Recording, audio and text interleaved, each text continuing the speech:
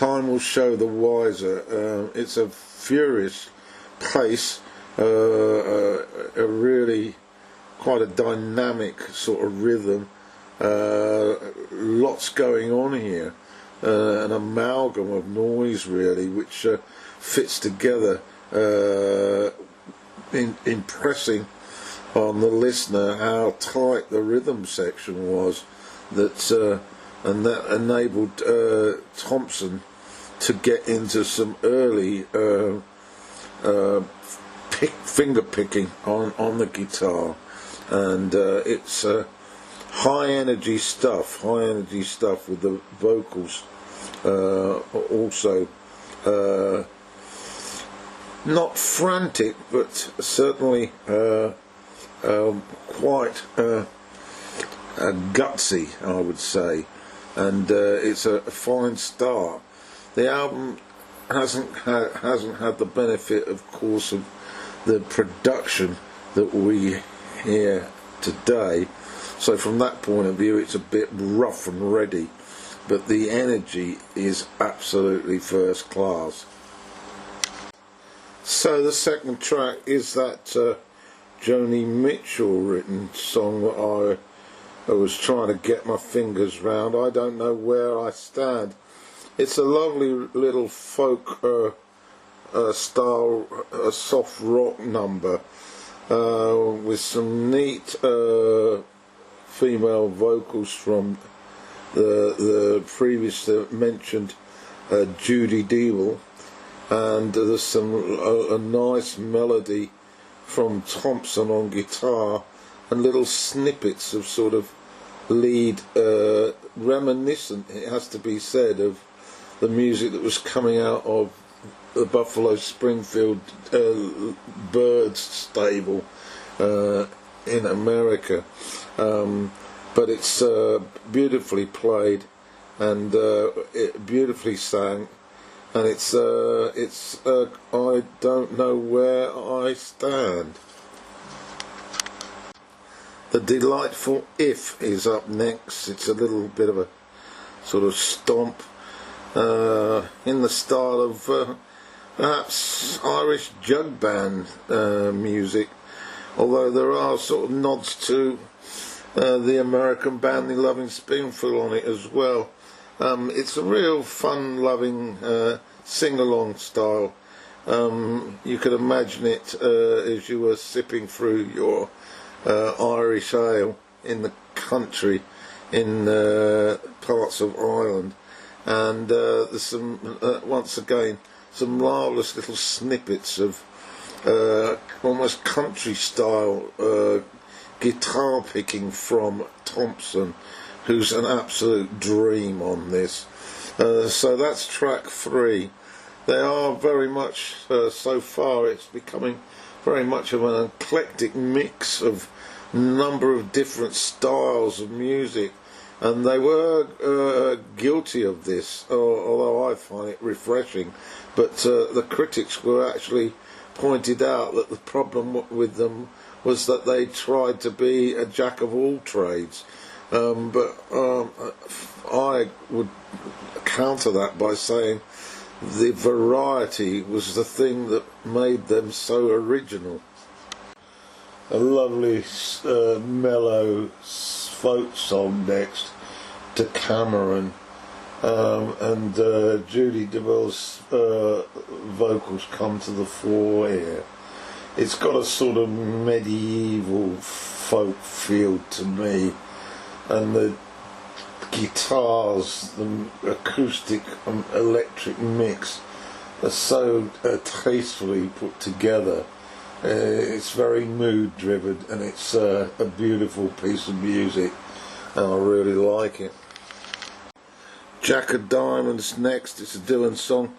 It's a rousing sort of rocky pop style. There's a really weird recorder solo in the middle, but the vocals owe more than a nod to Roger McGuinn from the Byrds. It's a rousing sort of few minutes, and possibly one of the heavier tracks on here, though I wouldn't describe it as heavy rock at all. But again, it sort of emphasises this mix amidst the styles. Another critic described it as an airplane style acid pop, a reference to the Jefferson airplane, and certainly there's certainly a nod to the San Francisco scene on the track. Portfolio hits us next. It's an instrumental, and it's driven largely by piano, but the piano almost has a sort of jazz feel to it. It's sort of jazz psychedelic in nature. A very, very strange piece of music, but very interesting. But I'm not quite sure what it all means. And at the moment I'm going to find out who played it, the piano that is. It certainly is very much the driven instrument in this very unusual instrumental. Chelsea Morning appears next, another Joni Mitchell song, and it's done very well actually. It's the combining vocals of Judy Dibble and probably Matthews put together this Joni song, and in places she sounds not too dissimilar to Joni. It's a rhythmic piece of excellence, really, with odes to some jazz arrangements, and it's really quite impressive, and it's got a lovely sort of melody to it, and excellently put together. Sunshine's possibly the standout track on this album. It's got a sort of lovely mood to it, almost sort of like a gentle samba style sort of Pacific coast rhythms with genteel vocals, and there's some delicate guitars, both acoustic and electric, that remind one of some of the guitar work on some of the Stevie Wonder classic albums.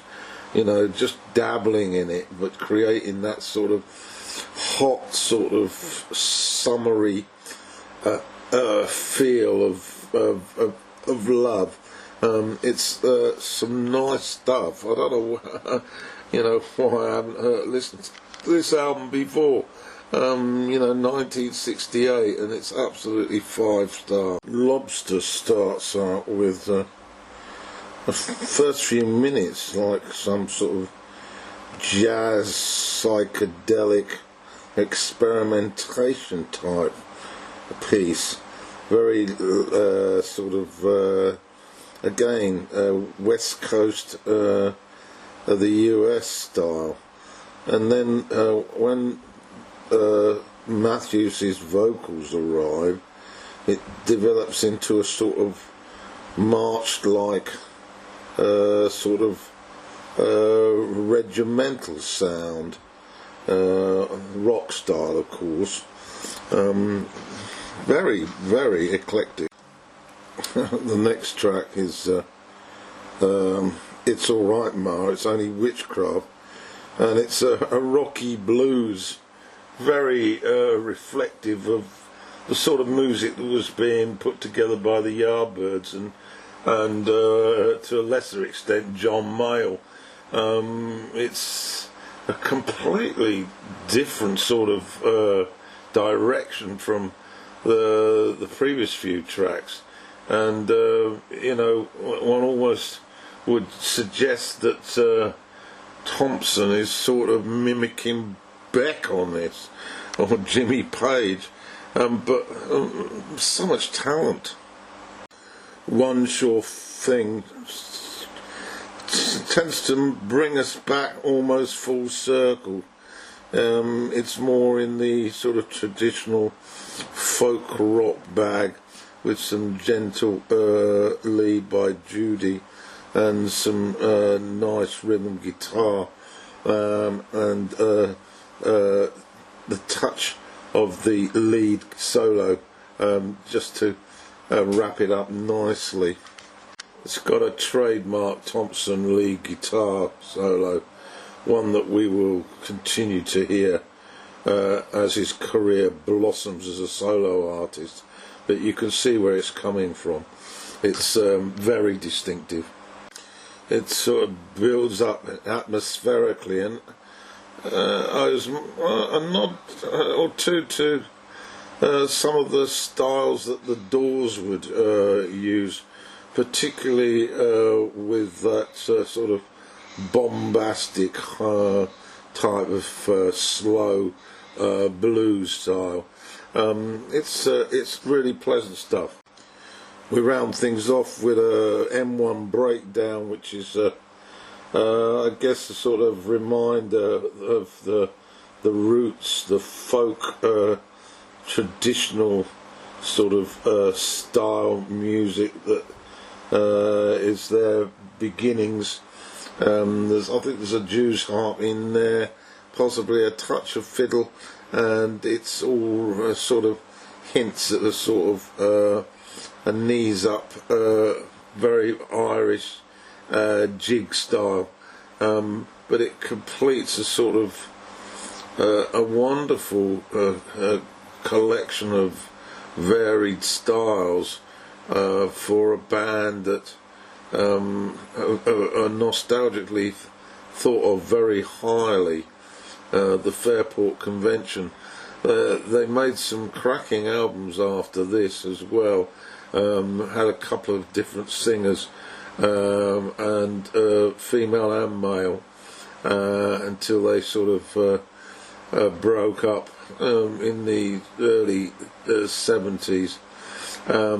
But this is a wonderful introduction to the music of Fairport Convention, and particularly the music of one Richard Thompson. So this is an on-the-fly review of the first album by Fairport Convention, which was released in 1968. Wow, that's a long time ago, isn't it? A quick breakdown of the band at that particular formation that brought together this debut album. Richard Thompson on lead guitar. He didn't do much singing on this album, if any. The vocal duties were shared between Joni Mitchell. She also did some work with King Crimson shortly after this, and Ian Matthews, who also went on to form Brinsley Swartz, I think. Simon Nicol played guitars and also sang vocals, and then the rhythm section was Ashley Hutchings on bass and Martin Lamble on drums. They were formed in London, and they were simply a breath of fresh air. They were always performing live, unlike many of their counterparts across the pond. And although there were some similarities with the Byrds, particularly some of the early jangly guitar styles, it has to be said that Thompson was a much more aggressive player, and also he could play very quickly indeed, and it was quite evident right from the get-go that we were looking at a tremendous lead guitar player.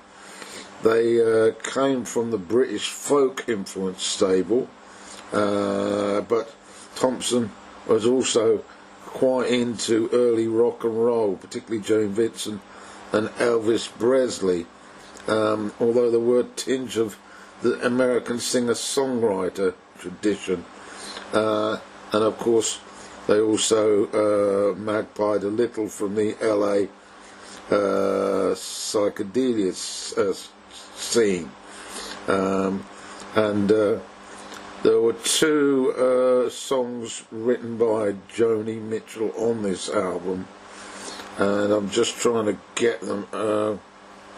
Chelsea Morning, which we'll come to in a bit later, and the second one. But anyway, let's get on to the opening track. One point also to mention is that on this first album, the writing was shared amongst the band members. One was led to believe that it was all down to Thompson. That's not correct at all. Of the 10 songs that were put together, 5 were accredited to him, and 4 to Ashley Hutchins, and 1 to Simon Nicol. So clearly they were a diverse band with diverse contributions.